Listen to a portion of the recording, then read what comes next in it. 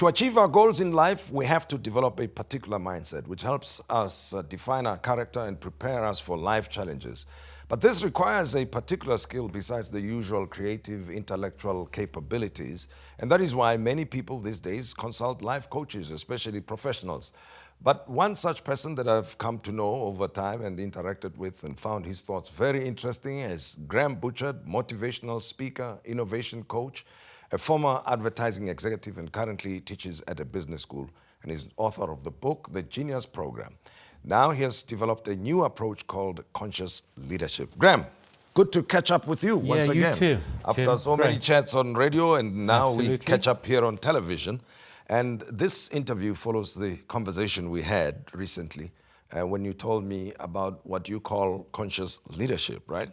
And I felt, okay, let me get the benefit for free and invite you to come to the show and talk to us about conscious leadership. And I did not want to preempt, because sometimes you hear a word conscious and you hear another leadership, and then you conclude you know what that means. I doubt very much that I know what that means.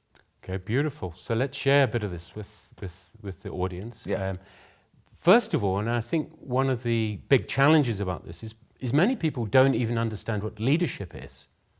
Yes. Okay. A lot of people confuse leadership with positions of authority, Yes, or positions of power. and formal positions for that matter. Formal right? positions. Yeah, And they tend to marry those two ideas, that positions of authority and power are in fact leadership. But leadership is a separate thing altogether. Leadership occurs when an individual does or creates an act that is inspirational. Okay? And that act of inspiring leads to other people that look at that person and say, hey, that's a good thing, okay? I'm going to do what Tim did. That's leadership. So we're all capable of leadership. And with that in mind, one needs to then ask, well, leadership and how it sits in authority, are the people that are in positions of authority, in positions of power, actually leaders, or are they just people in positions of authority and power? Well, it's a bit confusing before, we go to the next part. Okay. People in formal positions of authority. Yes. In relation to what leadership is, Yes. right? Is it a requirement, therefore, that whoever is in a position of authority to have some form of leadership qualities? Yeah, that's Absolutely. the question. Yeah. And that leads to the second thing, and Sure. that leads to the consciousness of it. Okay. So we're either conscious in what we're doing, okay? In other words, you and I are present right now to what we're doing. We're conscious of that. Yeah. Okay? It's uppermost in our mind. Yes. Or, in many instances, we're unconscious and we're just operating Yes. on a habitual level. Yeah. We're just doing things because that's the way we did things previously. Yeah. It's just functional. And that's then unconscious behavior. And we spend a great deal of our lives, all of us, in this transition between being conscious and unconscious. Leadership demands, and one of the values that leadership must bring is a higher level of consciousness. We need to be more conscious as leaders. But here's the point. Yes, sir. We're working our way to the whole story. Conscious or consciousness may mean to other people the mere fact that I'm awake. My senses are alive. I can see, I can hear, I can speak. But I suspect it means a bit more than that. Because sometimes, as much as we're able to do things, we can do things the wrong way around all the time. You speak without thinking, that type of thing. That's right. Yeah, That's sure. right. Now, if I have a responsibility, I'm managing a small enterprise. Okay, I'm managing a big enterprise. I'm managing an organization. I'm managing a country. Yeah. Right? Right. Then I need to be responsible for the decisions I'm going to make, regardless of how big or small they are. And that demands of me that I stand higher in my consciousness. I am aware, and I know I need to know more frequently, more regularly, that I cannot afford to slip into that habitual thinking. Because in that habitual thinking, I could deliver something that isn't of benefit to my commitments to other people, to the organization, to the nation, etc. So it's when we slip in and out of this as leaders, okay, that we need to be aware, we need to be open, we need to be, yes, beyond just being awake, what am I about to do? What am I about to say? What am I about to deliver? What is that going to do? How is that going to impact on the people nearest to me, that extended audience, etc.? Okay, let's reduce it to our individual selves, because sometimes we look at those in positions of authority and then say, it's got nothing to do with me, whatever. I can get on with my life the way I like. Yes. But yet in our homes, in relationships and so forth, we can and sometimes are leaders anyway. Yes. In those different contexts. Yes. What is the practical, how does conscious leadership look like? And if you don't have that, how do you develop it? Okay, all right. Well, what I have here is this little tool. Sure. Okay. And I like to use this tool because it helps the individual see clearly those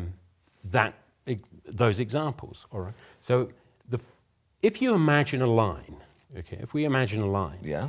and we need to then ask, where am I? Okay. And that's a conscious question, where am I?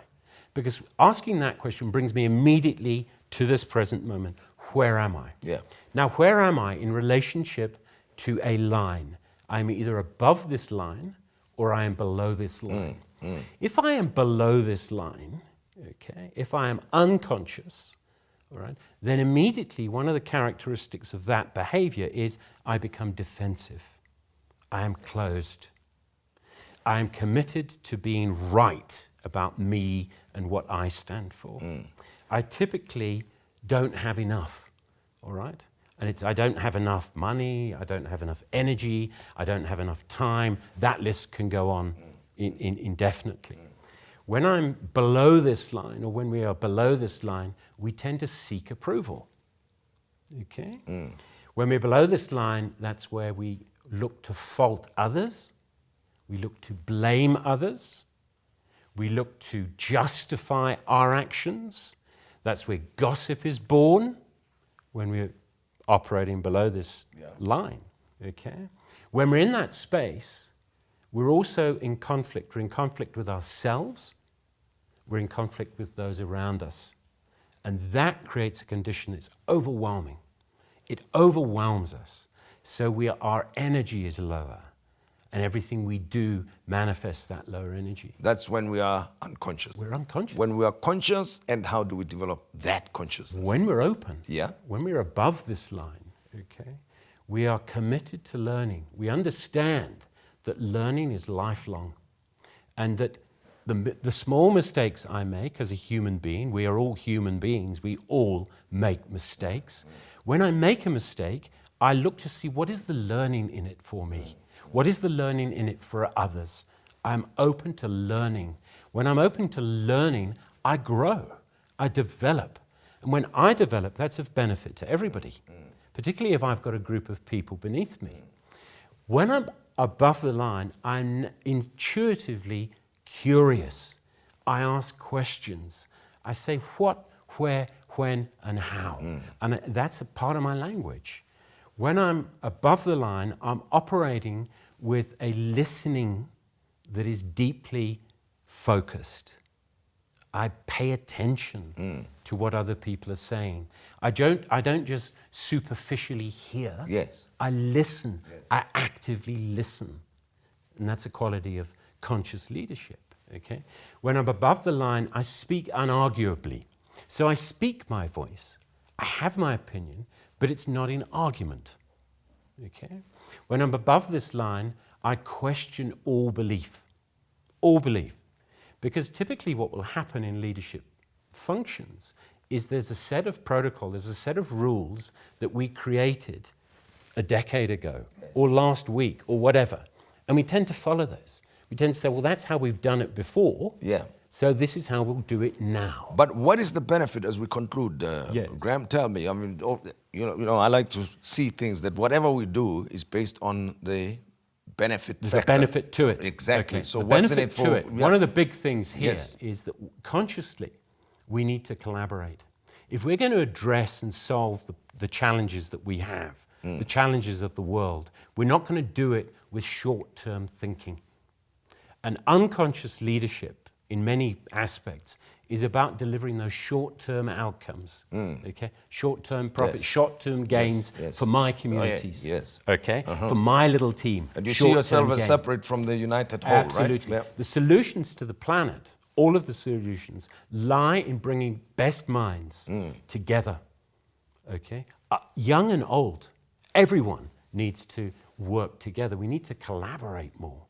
And consciousness is about understanding that I don't know the answers to everything, but you know what? You and I, Tim, okay, and some of those great people out there in this country, together, let's share our ideas. Yes. Let's be open to all our ideas. Let's collaborate and work towards it. And that's solution creation. And of course, it could be the third way, the fourth way, the fifth way. So many different Absolutely. options that are there if you pull different ways of thinking.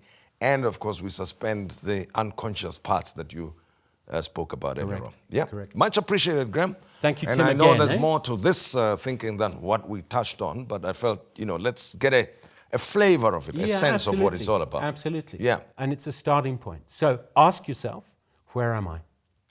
Where am I? Who am I? How am I going to be? And what is the value that I add? And how do we take the world forward and solve our immediate problems, our community problems, social problems, national problems, and global problems? Conscious leadership, Graeme Butchart says, is the way to go.